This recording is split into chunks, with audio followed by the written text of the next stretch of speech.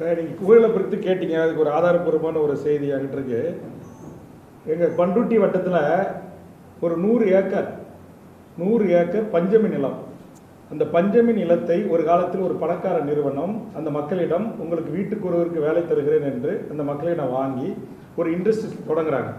கொஞ்ச நாளுக்கு பிறகு அந்த இண்டஸ்ட்ரியில் மஞ்சள் நோட்டீஸை விட்டுட்டு அந்த கம்பெனியை மூடிடுறாங்க. இப்போ ரியல் எஸ்டேட் பூம் ஆகிப்போச்சு. ஒரு ஏக்கர் குறைந்தபட்சம் 10 கோடி ரூபா போகுது. இப்போ 100 ஏக்கர் இன்ட்டு 10 கோடி 1000 கோடி ரூபா மதிப்பு. இது 30 ஆண்டு காலமாக இது பஞ்சமி நிலம். மீண்டும் அந்த மக்களுக்கு குடிசை மாற்றி வாரியத்தின் விடாது வீடு கட்டி கொடுங்க, இல்லை வேற தொழிற்கூடங்கள் அமைச்சு அவங்களுக்கு வேலை கொடுங்க அப்படின்னு நான் போராடி வரேன். கடந்த திமுக ஆட்சியில் நான் சட்டமன்றத்தில் கவன ஈர்ப்பு தீர்மானம் கொண்டு வந்து நான் தடுத்து நிறுத்தி வச்சிருந்தேன்.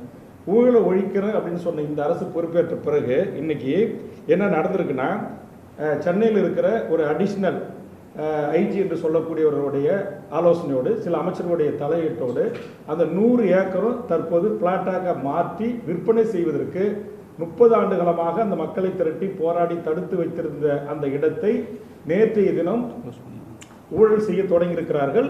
அதுக்கு ஃபிக்சேஷன் ரேட் ஃபிக்சேஷன் பண்ணி அதை பிளாட் போட்டு விற்கிறதுக்கான முயற்சியில் இந்த புதிய அரசு அந்த தனியார் பிரைவேட் முதலாளிக்கு ஆதரவாக நடந்து கொண்டிருக்கிறது.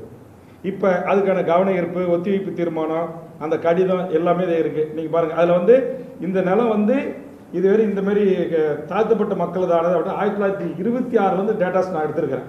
இது என் கையில் இருக்குது. நீங்கள் வேணுமா பத்திரிகைக்காரங்க ஜூம் பண்ணி வேணும்னா போடுங்க. இது அப்போ இருந்த அந்த தாசில்தார் கொடுத்துருக்கிறார், பண்ருட்டி தாசில்தார் என்கிட்ட இருக்குது. இது பஞ்சமி நிலம் தான் அப்படின்றத, இதை விற்கவோ வாங்கவோ கூடாது அப்படின்னு அவர் கொடுத்துருக்கிறார். ஓகே. ஆனால் இன்னைக்கு இது ரியல் எஸ்டேட் வணிகமாக மாற்றப்பட்டா அப்போ இது அந்த பத்திரப்பதிவு துறையில் ஊழல் நடந்ததா இல்லையா?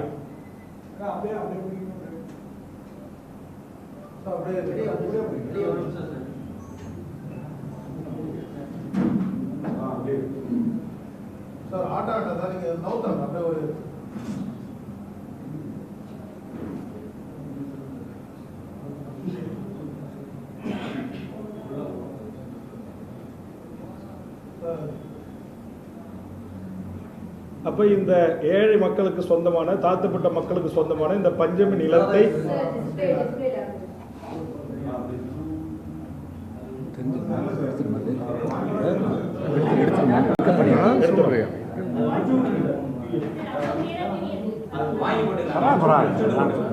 யாருக்கா ஒருத்தருக்கு அனுப்புறேன், நீங்க ஷேர் பண்ணுங்க.